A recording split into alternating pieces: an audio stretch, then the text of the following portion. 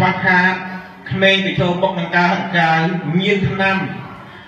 រឿងកុមាអាក្រក់កុមារហិតកាយកុមារញៀនឆ្នាំកុមារត្រូវគេរំលោភបំពានសិទ្ធិកុមារខ្លាយទៅជាអ្នកប្រើប្រាស់គ្រឿងញៀនរឿងទាំងអស់នេះមិនមែនជាកំហុសរបស់កុមារទេមិនត្រូវខំទៅលើកុមារទេរឿងដែលយើងត្រូវខំរឿងដែលយើងត្រូវគិតមកអំពីយើងទាំងអស់គ្នាទុកកុមារចោលមិនបាន